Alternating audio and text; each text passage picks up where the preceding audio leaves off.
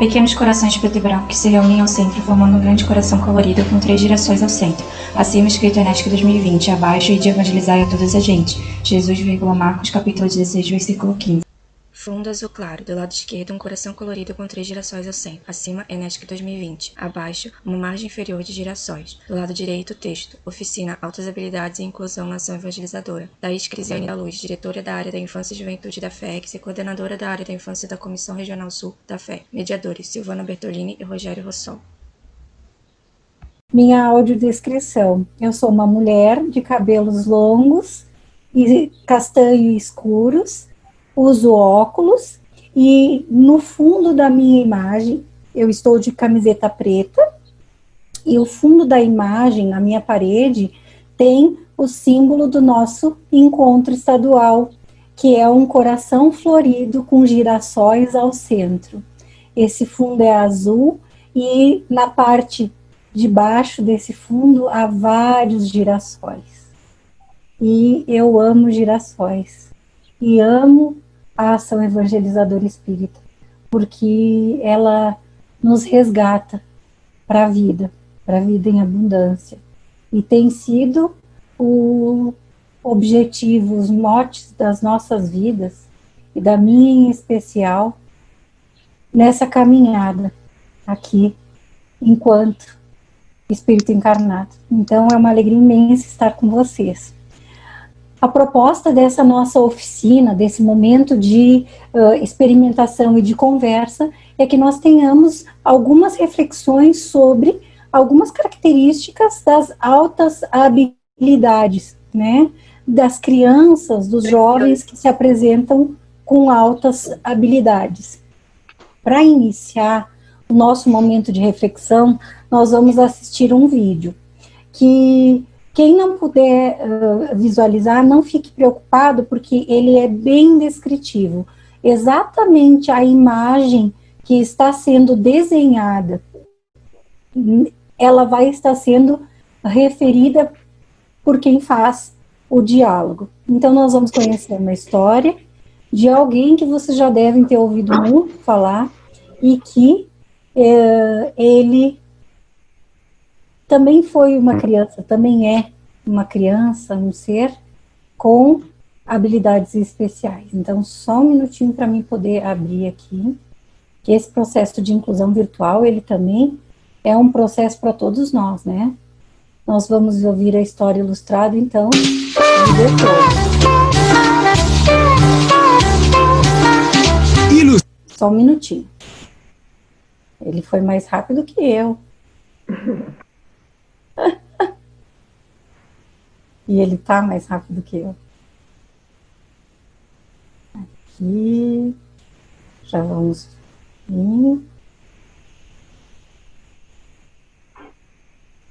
Ok. Share screen.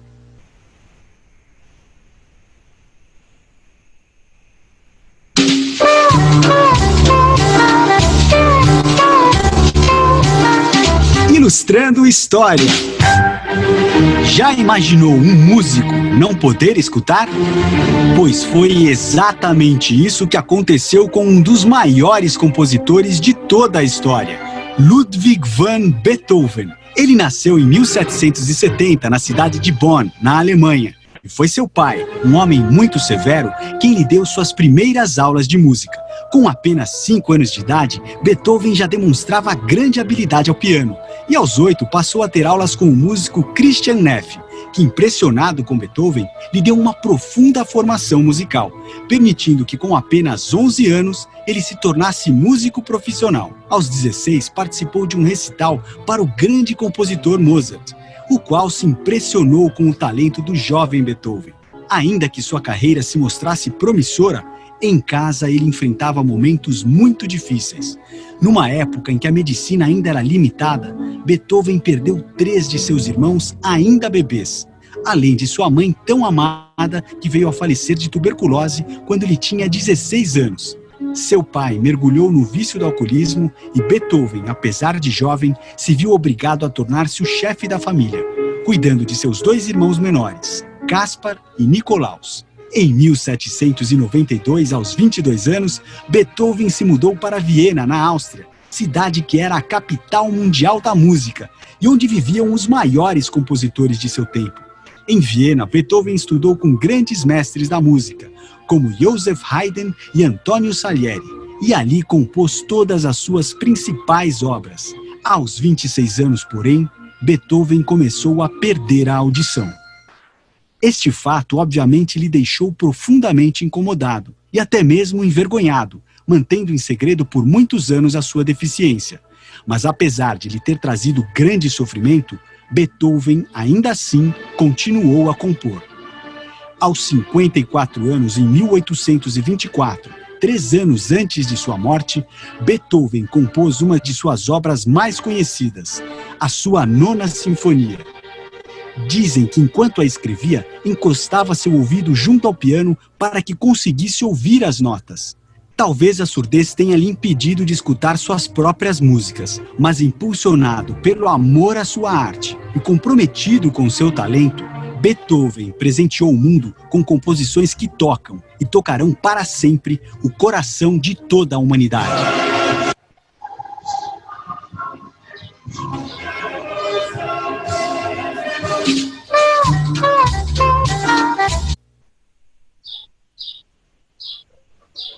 Então, talvez quando a gente veja, ouça essa história, muitos sentimentos passam pelos nossos corações, pelas nossas mentes, e essa presença, essa história que nós trouxemos para aqui refletir, é para talvez a gente começar a quebrar alguns preconceitos ou algumas ideias preconcebidas que nós temos sobre o que seja altas habilidades ou superdotação. Muitos de nós pensamos naquilo que a gente visualiza enquanto arte, enquanto algo extraordinário, enquanto fenômenos da música, da pintura, ou da ciência, da matemática. Mas, vendo, pensando e sentindo o que a gente assistiu agora, que sentimentos brotam dentro do coração de cada um. E aí nós vamos fazer um exercício no chat. Nós vamos ter uns 2 minutos para a gente escrever ali no chat mesmo. A Nailka já colocou. Nosso coração palpita. Que sentimento brotou no seu coração? Nesse momento, ouvindo essa história, assistindo esse vídeo, pode escrever ali no chat que nós vamos compartilhar. Porque essa nossa oficina de altas habilidades, ela vai ser construída essencialmente em cima de sentimentos. Superação. Sueli falou superação também. Alessandra, felicidade e inspiração. Vamos lá, gente, não fiquem tímidos. Mesmo quem está no celular consegue ir no chat. Dedicação, amor à sua arte, perseverança, determinação, foco, superação, motivação, sensibilidade, dedicação, coragem, esperança, persistência, motivação, fé, inspiração, superação, evolução, determinação, vitalidade, persistência, vontade. A gente está aqui a serviço do universo, coragem, capacidade, amor, sensível, sensibilidade à história, devoção ao que se ama. Não há limitação capaz de impedir o amor de se manifestar. Superação, dedicação, aceitação, trabalho íntimo. Muitas excelentes reflexões. Todos temos nossos dons e nossas limitações. Muito bem. E assim depois nós podemos retomar vários outros sentimentos que vão se apresentar e que estão se apresentando no nosso chat e nesses momentos que nós vamos ter a oportunidade de refletir. Quando nós falamos, então, de altas habilidades e de superdotação, nós pensamos assim, bom, é uma coisa que sempre existiu na humanidade, desde quando o mundo é mundo e quando existem seres humanos encarnando no planeta Terra. Sim, Só que, se nós olhamos só pela ótica do materialismo, nós só verificamos as características da inteligência que se apresenta na matéria. E nós, olhando pela ótica do espírito imortal, porque o espiritismo já nos trouxe essa outra visão ampla da realidade do ser integral, nós temos muito mais coisas para falar sobre essas características de inteligência, de aprimoramento da intelectualidade, que nós verificamos em certos espíritos quando reencarnam. E aí, que com o advento da doutrina espírita, com a possibilidade que nós tivemos de ampliar essa nossa visão sobre o espírito imortal, é que nós tivemos uma noção diferenciada sobre o que são essas características de inteligência material que se apresentam em alguns espíritos desde a mais tenra idade, desde praticamente quando reencarnam. Porque ouvindo a história de Beethoven, assim como de vários outros chamados gênios da humanidade, nós ouvimos que essas características, essas tendências à música, à arte, à ciência, se apresentaram desde a mais tenra infância, né? O próprio Beethoven, 5 anos ele tinha quando ele tocou a sua primeira sinfonia. Aos 16 ele já tinha composto e apresentado em altos salões, tanto que Mozart, que também foi um dos grandes gênios da música, se impressionou com a qualidade da sua sinfonia aos 16 anos. Então, a gente verifica, e depois lendo a literatura espírita, nós sabemos que ele sim é um espírito diferenciado de outras esferas, que já fez a sua caminhada, né, há um tempo de aprendizado, mas que ao mesmo tempo que carregava e que carrega um grande aprimoramento da sua inteligência, um grande aprimoramento material, ele necessitava de várias construções na questão do aprimoramento moral, como todos nós, né? Então, na Revista Espírita, nós temos vários relatos, e a gente vai trazer brevemente pelo menos 2, para nos situar que isso não é novidade, que isso tem um propósito, que a doutrina espírita não se furta de lançar a sua luz também sobre essas questões referentes à superdotação. Aí, na Revista Espírita, Kardec faz o relato de algumas experiências que os espíritos trazem, como da criança Eugênie Colombe, que com 2 anos e 11 meses já sabia perfeitamente ler e escrever, e ao mesmo tempo ela já tinha não apenas tendências, mas um forte interesse em saber sobre as questões da espiritualidade, sobre os princípios da religião cristã, gramática, geografia, história. Então, ela já tinha todo um retrato de um aprimoramento material e de uma inteligência. Outra experiência, e aí a gente vamos voltar para a Eugênia, porque ela começou a falar, inclusive, com 4 meses. Então, ela trazia experiências, porque nós hoje sabemos que a criança não é uma folha em branco, que a gente imprime nela tudo aquilo que a gente quer. Ela não é uma tábua rasa, que vem sem experiência nenhuma, mas é sim um espírito imortal.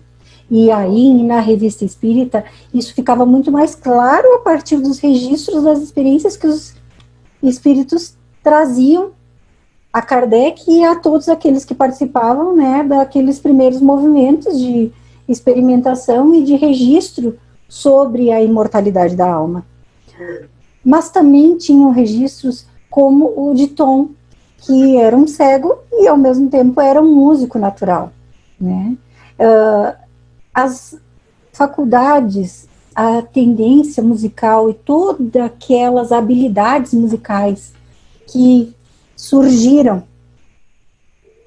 entre aspas, né, nesse homem que tinha poucas faculdades de acesso naquele momento da sua vida material, não tinha escolaridade, era totalmente iletrado, ele era um escravo, negro, cego, então ele tinha pouquíssimos acessos a recursos que desenvolvessem a sua faculdade intelectual, pelo que era achado na época, mas ao mesmo tempo ele tinha uma tendência inata para a música.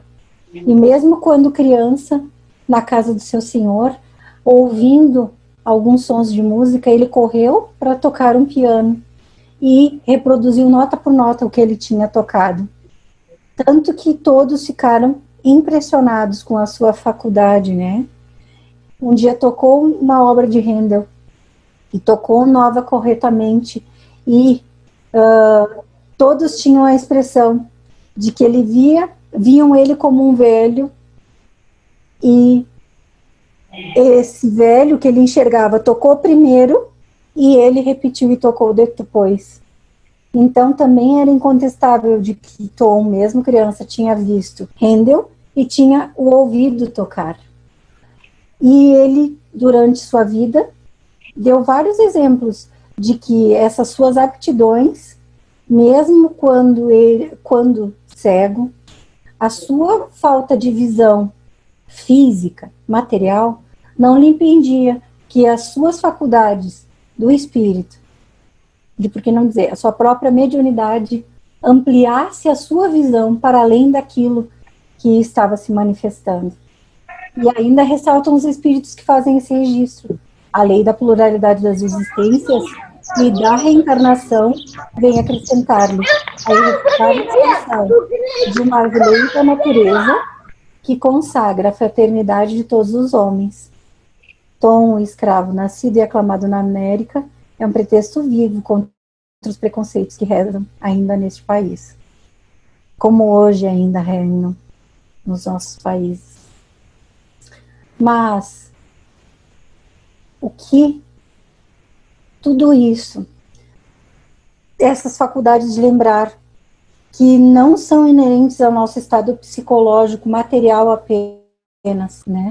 Mas que no mais fácil desligamento da alma em certos indivíduos do que em outros, uma certa visão espiritual, uma retrospectiva que lhe lembra o passado, ao passo que para aqueles que não a possuem, esse passado não deixa nem um traço aparente. O passado é como um sonho, do qual ele se lembra mais ou menos exatamente, ou do qual se perdeu totalmente a lembrança. Pausa, porque aqui entra o que a doutrina materialista ou a ciência material não consegue explicar. Mas a ciência espírita, porque lembrando, os princípios doutrinários, nós somos ciência, filosofia e religião. A ciência espírita, em provando e comprovando a realidade da reencarnação, da pluralidade das existências e do constante intercâmbio uns com os outros, encarnados e desencarnados, nos amplia esse olhar para compreender que essas características, elas não são da matéria. Essas habilidades, sim, elas são exercitadas, como todas as habilidades, elas são potencializadas no exercício da reencarnação, mas elas fazem parte do arcabouço do espírito imortal, que alguns, dependendo da sua necessidade evolutiva no processo reencarnatório, trazem mais viva a lembrança, mas também com um propósito, com um fim, para o seu crescimento material e intelectual. E outros, mesmo com um adiantamento nessa sua inteligência, eles trazem embotada, ou pelo véu do esquecimento, um tanto quanto adormecidas essas habilidades. Porque a pedagogia divina não se engana. Não tem erro no projeto reencarnatório. Inclusive não tem erro, porque ele é planejado por espíritos superiores, bem mais adiantados do que nós. Que nós, algumas vezes, temos condições de participar desse planejamento reencarnatório, mas na grande maioria de nós, não, né? Não é ainda a nossa média, nós estamos querendo chegar lá, mas não é a real ainda. Agora, o que nos diz hoje a pedagogia, ou a legislação, ou o que nos fala que são altas habilidades ou superdotação? E aí nós trazemos o conceito da lei mesmo, né? O que hoje nós convencionamos enquanto sociedade brasileira e que se regra pelo que a gente tem enquanto Organização da Saúde, né? A própria ONU, ou que se convenciona na OES, né? Na Organização para a Educação no Mundo. No artigo 5º, então, da resolução que estabelece essas diretrizes para a educação especial e básica, nos diz que crianças, estudantes com altas habilidades são aqueles que têm como acepção, então, apresentam grande facilidade de aprendizagem, levando-os a dominar rapidamente conceitos, procedimentos ou atitudes. Então, voltando. Conceitos, procedimentos e atitudes. Em qual campo? Nos mais diversos campos da inteligência. E aí, logo em seguida, nós vamos conversar um pouco sobre isso. Que é inteligência? E aí, nós vamos buscar em Joana de Ângeles o que é inteligência, né? Porque talvez nós vamos fazer depois um contraponto sobre o que a gente já sabe enquanto educação, enquanto psicologia sobre inteligência, mas acreditamos que esse conceito pode nos dar um norte muito melhor para aquilo que nós já queremos vislumbrar enquanto espírito imortal. É a faculdade de conhecer e que se expressa em formas e conteúdos variados. Olha, numa simples frase, de forma sintética, mas extremamente clara, Joana de Ângeles nos traz o conceito de inteligência. Faculdade de conhecer e que se expressa em formas e conteúdos variados. Constitui-se uma substância de natureza espiritual. Olha lá o conceito que nós lemos antes e aqueles exemplos da Revista Espírita. É uma faculdade do espírito, não da matéria. Ela é exercitada na matéria, mas a residência é o espírito.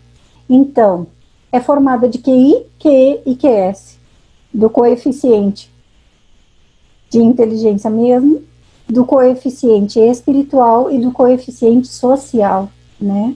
Somos seres de relações, porque permite situar vida e sentimentos em um contexto mais significativo, com objetivos mais profundos e duradouros, conduz ao cerne das coisas e facilita a compreensão do abstrato, dos valores. É manifestada na questão também da inteligência interpessoal. Olhem a beleza que nos traz a doutrina espírita. Todos nós, evangelizadores, que já nos apropriamos do documento de orientação à ação evangelizadora espírita, devemos lembrar lá quais são os eixos estruturantes da ação evangelizadora, né? Cabeça, coração e mãos. Mente, sentimento, ação. Olha ali. E os objetivos das nossas reencarnações? Aprimoramento intelectual, né? O conhecimento. Aprimoramento moral, sentimento. E contribuição à obra da criação, transformação moral, né? Vejam se não fecha esse ciclo. Tudo se encaixa, né? A gente que demora para cair a ficha, mas as coisas se encaixam sim. E o que nos dizia Einstein, então, sobre inteligência? Que nós somos todos geniais, mas se você julgar um peixe por sua capacidade de subir em árvores, ele passará a sua vida inteira acreditando ser estúpido. Há muitas formas de inteligência, há muitas habilidades diferenciadas que podem e devem ser estimuladas e que se apresentam das mais diversas formas. Homem nenhum possui faculdades completas. Olha a beleza dessa resposta de O Livro dos Espíritos. Pelas relações sociais é que se completam uns aos outros para assegurar o seu bem-estar e progredir. É por isso que, tendo necessidade uns dos outros, são feitos para viver em sociedade e não isolados.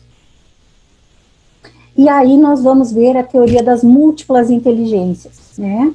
Que Howard Gardner nos traz com relação à questão da inteligência nata e da inteligência adquirida. Isso nos dá um bom norte para nós pensarmos e para nós percebermos nossos conceitos sobre o que é ter altas habilidades. Que diferencial é esse que classifica que alguns têm uma predisposição maior a algumas inteligências do que outros? E as inteligências são várias, gente. Inteligência espacial, quando é capaz de ver o mundo em 3D. Olha as questões mais sutis da percepção, não apenas dos nossos 5 sentidos, senão trazem também o nosso arcabouço de espiritualidade. Naturalista, entender os seres vivos em natureza. Musical, diferenciar sons, ritmos, tons e timbres. Lógico-matemática, fazer e provar quantificações e hipóteses. Existencial, questionar o porquê vivemos e o porquê morremos. É a própria questão filosófica de raciocínio. Interpessoal, entender os sentimentos e as motivações das pessoas. Corporal, sinestésica, coordenar sua mente com o seu corpo. Linguística, comunicar-se, encontrar palavras certas para se expressar.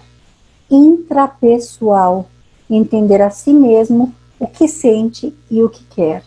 Essa intrapessoal e a interpessoal, vocês vejam que são questões que se complementam, como todas as inteligências, né?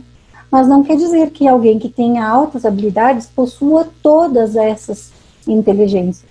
No geral, elas têm algo que se sobressai. Por isso que hoje nós compreendemos melhor de que essas características, elas servem para quê? Nós não apenas potencializemos aquilo que elas já têm desenvolvido de bom, mas nós os estimulemos a viver enquanto seres de relação para aprender e desenvolver novas inteligências, novas habilidades que se transformarão em novas competências. E aí, quais são os benefícios da inteligência? Olha aqui vários exemplos, né, de inteligências que se destacaram em uma ou outra situação, né? Galileu Galilei, o nosso Leon Denis, o nosso Ayrton Senna, a inteligência, né, da tecnologia que nos descortinou o mundo do Windows, nesse homem notável. E, enfim, um panorama vasto de homens e mulheres que não apenas na arte, mas em todos os campos trouxeram muitas contribuições para o convívio social, muitas contribuições para a humanidade, né?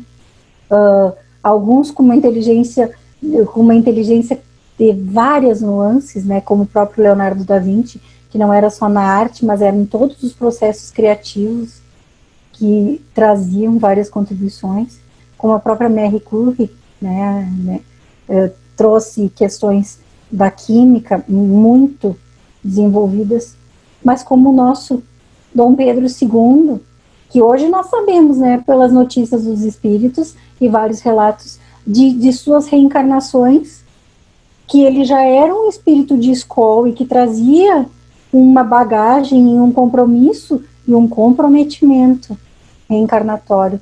Falava diversas línguas, entendia de astronomia, de geologia, de cultura egípcia. Então, não era fruto das suas experiências apenas por ter tido bons professores enquanto criança, né? E quem dizer desses dois seres? Que dizer de Jesus, que é o espírito mais puro e perfeito que já esteve entre nós, né? E que numa exemplificação de extrema humildade não se limitou a enviar outros seres puros e perfeitos na escala evolutiva para nos exemplificar, para nos mostrar o caminho, mas veio ele mesmo, como irmão amoroso, nos trazer a sua exemplificação, né? Eu sou o caminho, a verdade e a vida. Ninguém vem ao Pai senão por mim, porque ele fez o caminho, ele caminhou e caminha até hoje conosco, para que nós também exercitemos essas nossas habilidades e essas nossas múltiplas inteligências. E Kardec, que se doou e se deixou escrever, né, como página de vida também, para que hoje nós tivéssemos a doutrina espírita. Mas com relação à própria questão dessas habilidades especiais no Brasil, nós sabemos hoje que tem mais de 2,5 milhões de crianças, de estudantes, isso em idade escolar, com altas habilidades e superdotação, matriculados nas escolas de ensino fundamental e médio, de acordo com as estimativas da própria OMS para o Brasil. Esse número não foi atualizado, então vocês imaginem que ele provavelmente já está muito ampliado, né? Atualmente, os humanistas se preocupam com o desenvolvimento global do ser humano. Eu comigo, eu com os outros e eu com o mundo. Olhem a preocupação da OMS. Amor a Deus, amor ao próximo, como a si mesmo. Perceberam? Intuitivamente, eles também estão dando seus passos, né? Todos nós. Eles não, né? Nós, enquanto humanidade. Pois, independentemente do que esse indivíduo irá se transformar profissionalmente, o seu desenvolvimento humano, global, deve ser prioritário. Essas pessoas, todos que temos altas habilidades e superdotação, não pertencem a um grupo homogêneo, como nós falávamos antes, nem sobrenaturais. Não, gente, eles não são da escola do professor Xavier, não são meninos e meninas lá daquele instituto dos X-Men, não é, né? A gente faz uma ideia e visualiza como se fosse algo de outro mundo. Não é de outro mundo, é desse mundo aqui mesmo. Então, é um grupo muito heterogêneo, com habilidades muito diversificadas, e também se diferem uns dos outros pelos seus estilos de aprendizagem, pelos seus interesses, pelas suas motivações e também pelas suas necessidades educacionais. Isso é importante a gente ter em mente, necessidade educacional. Nós estamos aqui falando do que a pedagogia enxerga como necessidade material. Nós, enquanto evangelização, já enxergamos o plus, enquanto necessidade moral. Cuidado com os rótulos.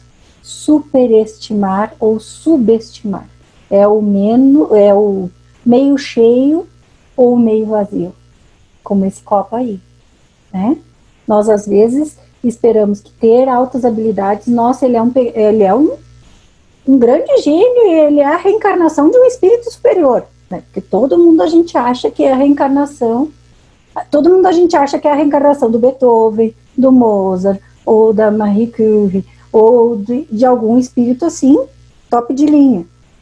E a gente esquece que nós somos os homens de ontem, e que ao mesmo tempo que às vezes nós temos algumas aprendizagens desenvolvidas, nós temos outras tantas a desenvolver. E esse papel da evangelização, que é algo que nós precisamos refletir muito. O que nós necessitamos desenvolver e auxiliar esses espíritos a desenvolverem em si? Mitos, né? Esse gráfico da exclusão, da segregação, da integração, né, e da inclusão, vocês já devem ter visto muito, e ele está aí para vocês lembrarem tudo aquilo que foi conversado hoje nas outras oficinas, inclusive no painel da Miriam, e muito vai se falar. Nós acreditamos muitas vezes, como mito, ser desnecessário um estímulo a uma criança superdotada, e esquecemos que ele é, muitas vezes, portador de uma das inteligências. O superdotado se caracteriza por um excelente rendimento acadêmico. Nem todos. As habilidades deles podem ser apenas musicais. Apenas não, né? Porque já é uma grande inteligência. Ou podem ser habilidades de socialização, daquela sensibilidade empática. Nós temos muitos reencarnando assim. A participação em programas especiais fortalece uma atitude de arrogância e vaidade no aluno superdotado. Isso também é um mito, né? Aí, então, não, a gente não vai potencializar esse dom musical que ele tem, essa tendência musical, porque ele vai ficar muito vaidoso. E aí nós vamos deixar ele orgulhoso demais. Olha o meio cheio e meio vazio. Estereótipo do superdotado como um aluno franzino, do gênero masculino, de classe média, e que ele ama ler, é o nerd, coitadinho, né? A gente acha que ele é engessadinho, né, querido? O superdotado tem maior predisposição a apresentar problemas sociais e emocionais. Não existe tal predisposição. Nem todo superdotado é Asperger, gente. E a gente já quer rotular e classificar, né? A gente adora fazer, a gente adora fazer diagnóstico, né? A gente se atreve a fazer a ficha corrida da criatura e achar que ele, porque um é assim, o outro é assim também. Gente, vamos lembrar o que nos diz Kardec, que Deus não cria, não Kardec, os espíritos respondem a Kardec, né? Deus não cria os espíritos como produção em massa. Não tem dois iguais, gente. Por que teriam duas crianças com características iguais, ou dois adolescentes, ou dois espíritos com características iguais de superdotação? Só que a gente não enxergava isso, né, antigamente. Hoje a gente já consegue ver. Inclusive porque há muitas formas de se aprender. E essa pirâmide, embora nós não vamos, talvez, nos detalhar tanto, a gente tem muitas possibilidades de realizar nosso aprendizado. E à medida quando a gente vai achando desses mitos que a gente, lendo, a gente aprende é só 10%, ouvindo só 20%, 30% enquanto observamos, vai aumentando aqui, vendo e ouvindo. Quando nós fazemos as duas coisas, 50%, isso quer dizer aqui agora, só 50% do que nós estamos aprendendo hoje. Quando nós conseguimos debater, discutir, 70%, 80% quando nós agimos. Olha, lembra lá, cabeça, coração e mãos. É quando a gente age que a gente aprende mais. E quando a gente entra em contato com os outros, olha a transformação social, espiritismo, anos-luz na frente, porque não é o espiritismo apenas, né? É a manifestação da lei divina ou natural que o espiritismo nos traz.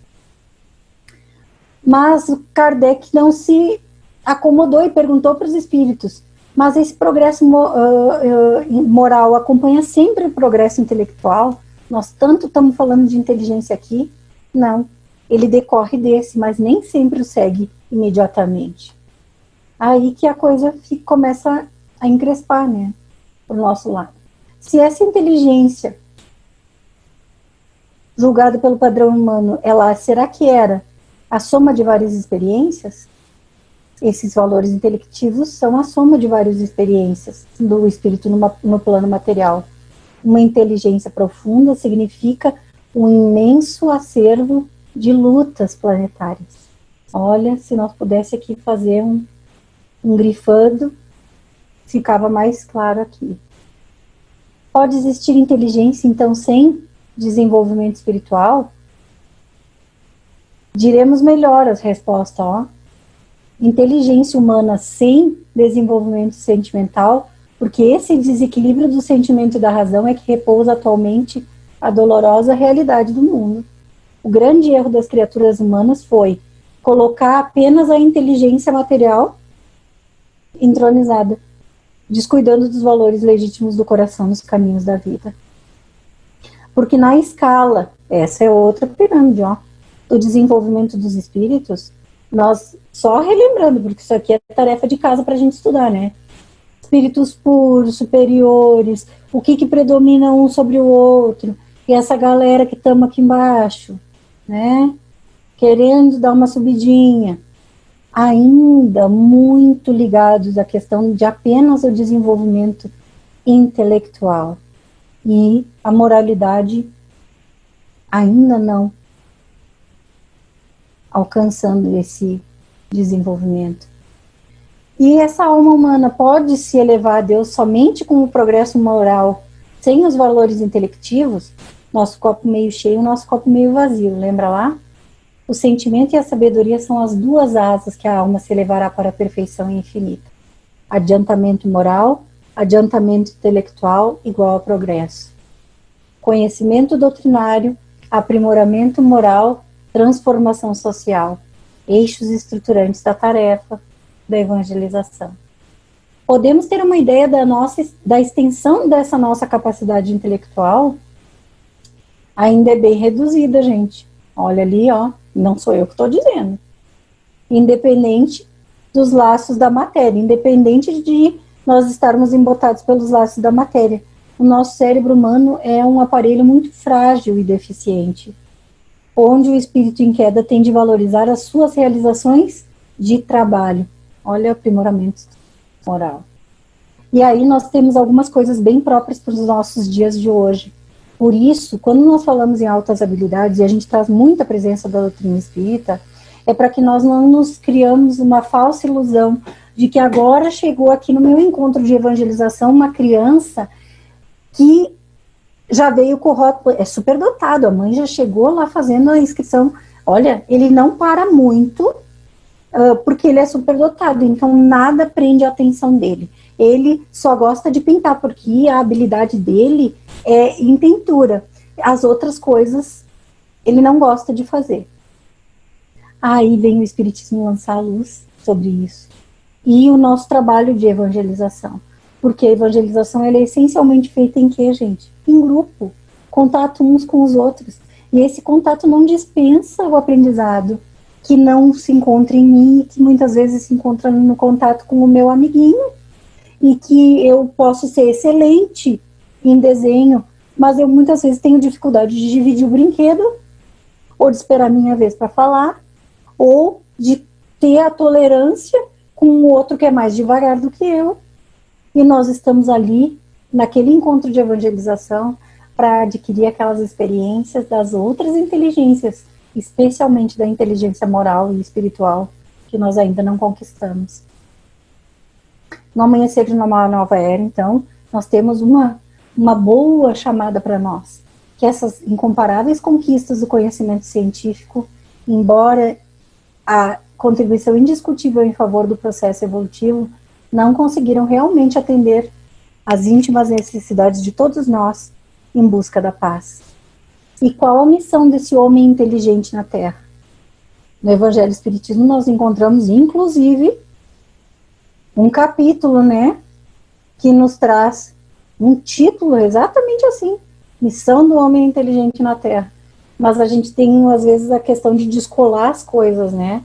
A gente lê Kardec dissociando ele, e muitos de nós, quando vamos estudar psicologia ou a própria pedagogia, a gente se encanta com os pensadores, e se a gente faz um estudo profundo das obras básicas, a gente vê que não há nada que o Espiritismo não lance luz.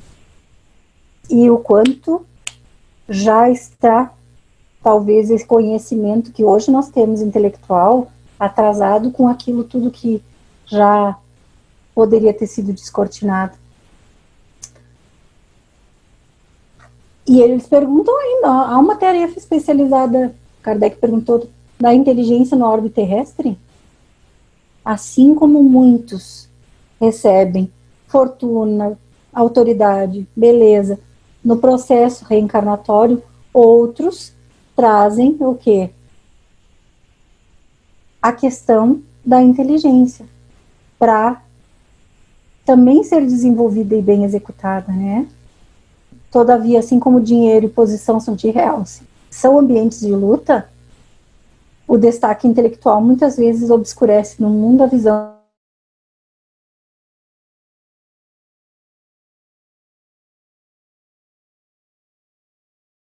Então, por isso, o papel da evangelização, de trazer Jesus para esses espíritos que muitas vezes têm, como todos nós, um aprendizado intelectual avançado e, ao mesmo tempo, o aprendizado moral não colou junto, né? E é essa necessidade para essa hora. Na Gênesis, nós encontramos perfeitamente isso descrito no último capítulo, Sinais dos Tempos, no item A Geração Nova, né? É essa dualidade dos espíritos que reencarnariam nesse momento. Uns, os espíritos retardatários, né? Eles ainda usam essa menção, né, para classificar.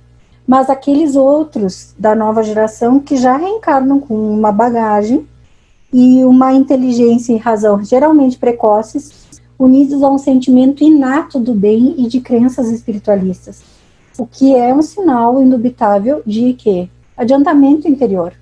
Mas também a gente tem aqueles que, já tendo progredido um pouquinho, estão predispostos a assimilar essas ideias progressistas.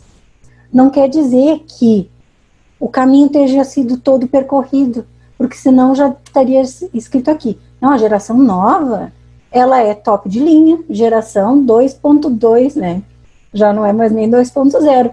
Ela já vem assim, ó, como diz a música, um dia todos nós seremos anjos. Não é hoje, gente. Ainda vai demorar um pouquinho. Embora o sentimento e a predisposição ao bem, não quer dizer que o bem já tenha se instalado e que as questões de moralidade já estejam desenvolvidas. E é esse o profundo trabalho que o Espiritismo vem trazer na reforma íntima de cada um. Reforma íntima que não deve ser entendida como algo apenas realizado dentro de si, mas ele prescinde da interação com o outro. Olha, tudo interligado, cabeça, coração e mãos. Divaldo Franco, na continuidade daquela obra, nos diz que eles são estrangeiros em terras preparadas para a construção do progresso, fazem-no por amor, convocados para oferecer os seus valores adquiridos em outros planos, facilitando o acesso ao desenvolvimento daqueles que são os nacionais, anelantes pela felicidade. Então, nós temos aqui, nesse momento, alguns que realizaram o seu processo de crescimento em outras esferas, outros que realizaram seu processo de crescimento nessa esfera aqui e que já tem alguma predisposição ao bem, convivendo pela divina misericórdia para que aprendamos uns com os outros. E aí, quem são? Quem são essa galera que está por aí, né? Filósofos e sábios do passado, profetas antigos, criadores de religiões, pré-socráticos, nobres espíritos do século IV a.C., pensadores da escola neoplatônica de Alexandria, mártires da Idade Média, renascentistas da Reforma, da Contra-Reforma, audaciosos construtores a partir do século XVII, grandes missionários da ciência e da tecnologia. Por isso que já trazem, inclusive, uma lembrança muito mais vívida dessas aptidões e dessas tendências, para já darem uma continuidade no desenvolvimento dessas habilidades. Mas para quê? Para colocá-las em serviço da humanidade, do bem comum, da socialidade, do exercício da convivência fraterna. Mas nós temos que cuidar também que há uma perspicácia das trevas no conjunto desses desenvolvimentos. Lembram lá quando a gente dizia, e quando os espíritos respondem a Kardec, eles têm uma predisposição ao bem. Eles têm um adiantamento intelectual e uma tendência a uma predisposição ao bem. Mas não quer dizer que o bem já esteja instalado. E pode ser que sim, algumas insinuações, algumas perturbações espirituais que conhecem as más inclinações de todos, porque é próprio da nossa natureza humana, incidam mais propriamente entre todos nós. Por isso a necessidade urgente de evangelizar os corações, né? De contribuir para que se efetive realmente esse mundo de regeneração que todos nós ansiamos. Porque se com a inteligência comum e a inteligência emocional o indivíduo vence o mundo com inteligência moral, ele vence a si mesmo. Essa frase é do nosso Sérgio Lopes, no livro Leis Morais e Saúde Mental, pela nossa Fergs. Ele faz um panorama das leis morais, que é o foco do nosso trabalho de educação, né, enquanto evangelização, esse trabalho de que não é apenas o QI lembra, nem o QE, mas o QS, o sentimental, né, o que social, da inteligência moral, para que nós vençamos a nós mesmos. Por que indício se pode reconhecer em um homem o progresso real que elevará o espírito na hierarquia espírita, naquela pirâmide que a gente vê? O espírito prova a sua elevação quando todos os atos da sua vida corporal representam a prática da lei de Deus e quando antecipadamente compreende a vida espiritual. Não se dá a evolução só em um coeficiente, não é só necessário a inteligência material. Então, quando nós nos surpreendemos ou nos encantamos quando vemos uma criança que faz contas matemáticas, que fala outras línguas, nós devemos sim amá-lo, respeitá-lo e acolhê-lo naquelas suas características, mas especialmente acolhê-los e reconhecê-los como espíritos imortais que trazem necessidades de evolução e de desenvolvimento de outras habilidades, e que nós, como família espiritual, porque enquanto evangelizadores nós não vamos acreditar que as crianças vêm para a sala de evangelização enganada, viu? Quantas e quantas vezes aquelas mesmos espíritos que estão ali no nosso encontro de evangelização já tiveram motivos de queda causados por nós mesmos em outros momentos que nós caminhávamos juntos. E que agora, pela divina providência, nós estamos tendo a oportunidade de reparar nossos caminhos, aprendendo uns com os outros nos encontros de evangelização. Porque quem é que está ensinando, quem é que está aprendendo ali? A gente não tem esse tipo de noção, gente. Nós temos espíritos talvez muito mais evoluídos moralmente do que nós e do que vários outros, convivendo conosco ali, e inclusive numa posição de humildade, trocando experiências. E a nossa função não é avaliar isso, não é fazer xizinho e marcar assim, esse aqui é hiperativo, mas é superdotado, é por isso que ele é hiperativo. Não, aquele outro tem uns sinais de Asperger, ele tem umas coisas assim muito diferentes. A nossa função é acolher, é respeitar as diferenças e trazer o que a doutrina espírita tem de melhor para auxiliá-lo enquanto ferramentas evolutivas. Porque não é mais somente desenvolver a inteligência que os homens necessitam, mas de elevar o sentimento. E para isso faz preciso destruir tudo que superexcite neles o egoísmo e o orgulho.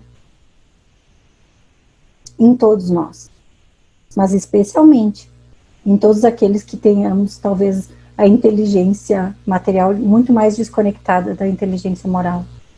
E qual é a metodologia para esses nossos encontros se tornarem mais inclusivos e mais afetivos? É a articulação entre o interesse e a necessidade. Vamos focar muito nisso. Lá no início nós falávamos, lembra? Desenvolver necessidades, não vontades. É o olhar, a fala e a escuta sensíveis. Por isso, investir na qualidade relacional é algo fundamental. Todas as qualidades são importantes, mas com relação a toda a questão de inclusão, a qualidade relacional, ela nos traz muito presente essas características de perceber não só os interesses da nossa criança e do nosso jovem, mas as suas necessidades, para que nós possamos lhe auxiliar nesse processo de ser incluído e de se fazer incluir. O passado já não pode bastar as suas novas aspirações, as suas novas necessidades. Ele já não pode ser conduzido pelos mesmos métodos. E aí a importância do fortalecimento da família.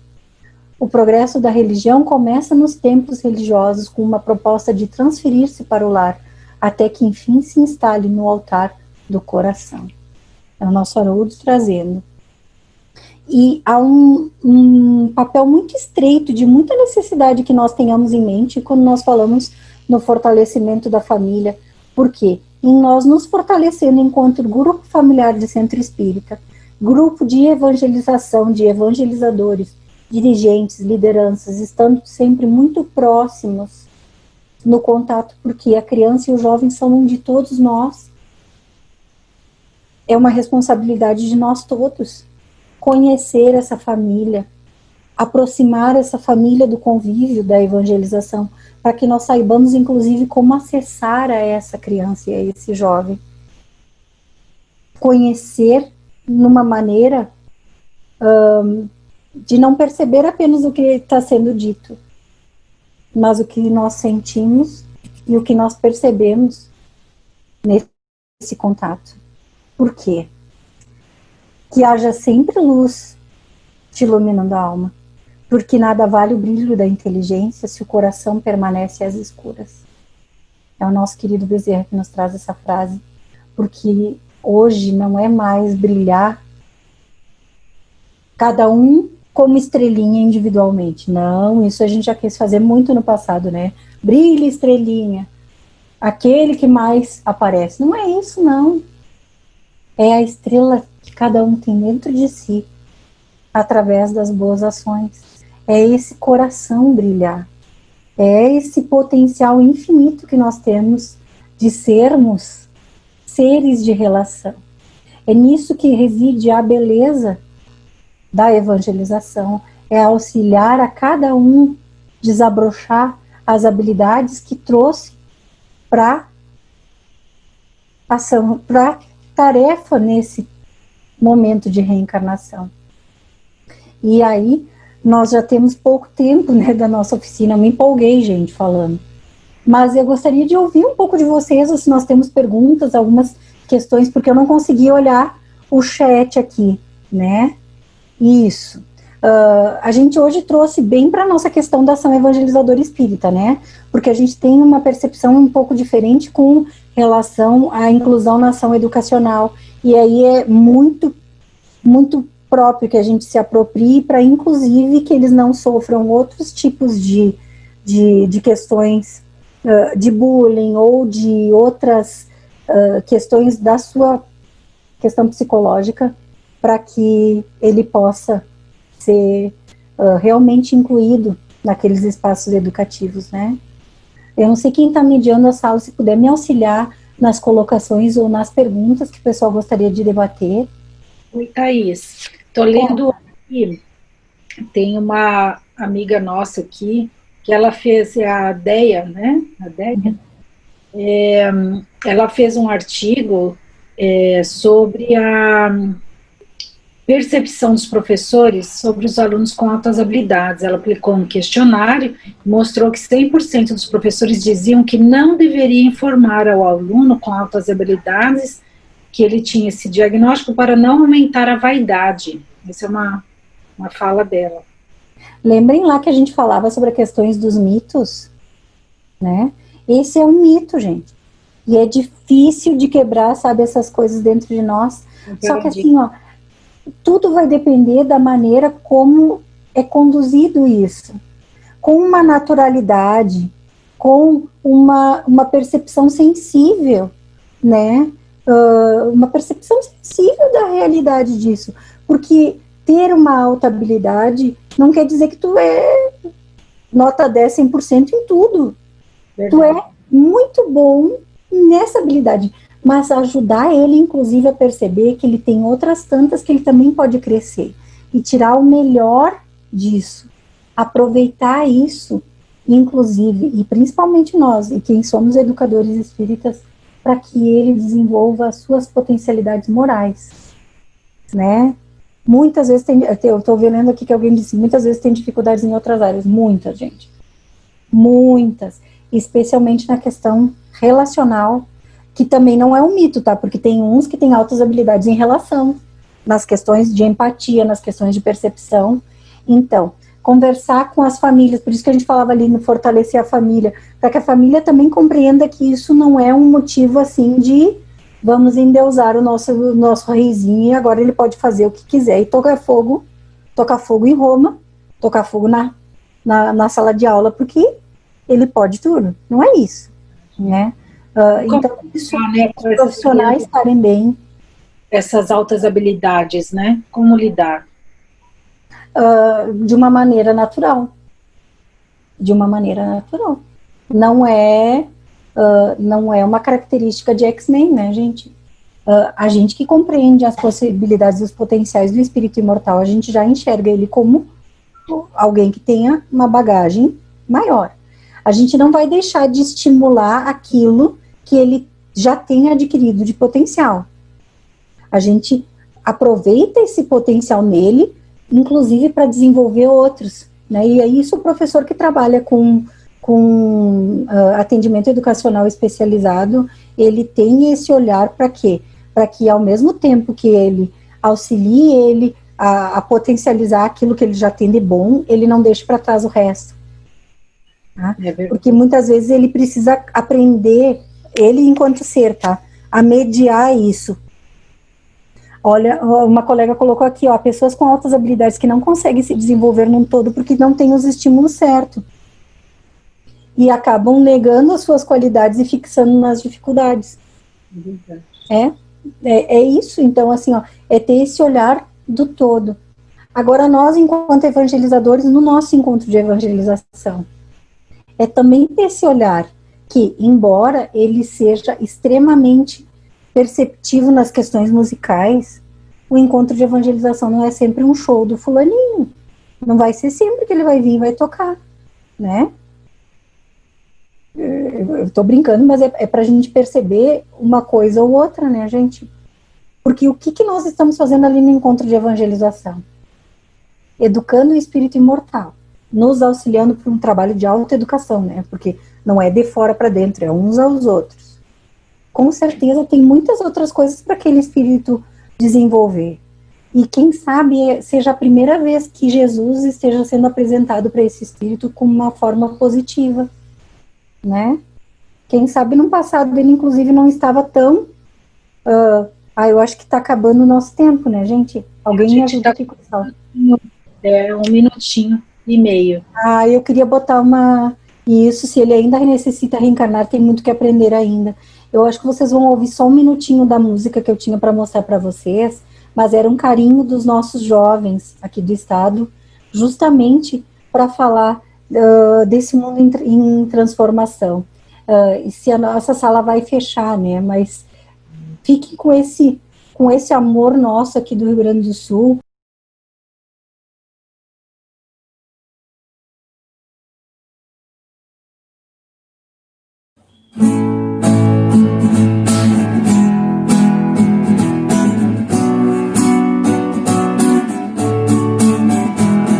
Hoje eu sei que nada é por acaso que acontece aqui. São marcas do passado, eu vou evoluir. O evangelho é o remédio pra essa dor. Eu já sei que tudo que acontece sem eu entender tem sempre um motivo que hoje eu posso ver. Que todo sofrimento tem seu lado bom. Tem que buscar a paz, ajudar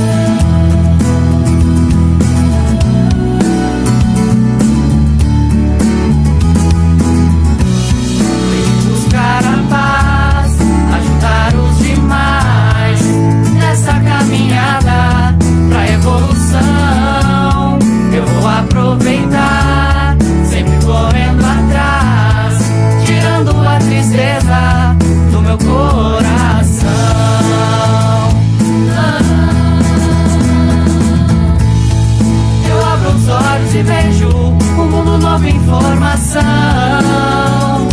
Um mundo de paz e união. Eu abro os olhos e vejo uma nova era surgir, e junto eu vou evoluir. Eu abro os olhos e vejo um mundo novo em formação. Um mundo de paz e união. Eu abro os olhos e vejo uma nova era surgir, e junto eu vou evoluir. Eu abro os olhos e vejo um mundo novo em formação. Um mundo de paz e união. Eu abro os olhos e vejo uma nova era surgir, e junto eu vou evoluir.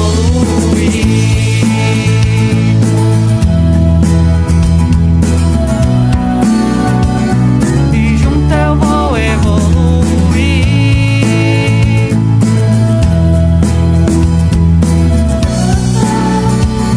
E junto eu vou evoluir.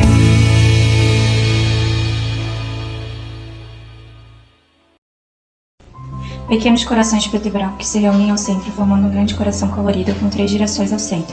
Acima, escrito Enética 2020, abaixo, e de evangelizar a todas as gentes. Jesus, Marcos, capítulo 16, versículo 15.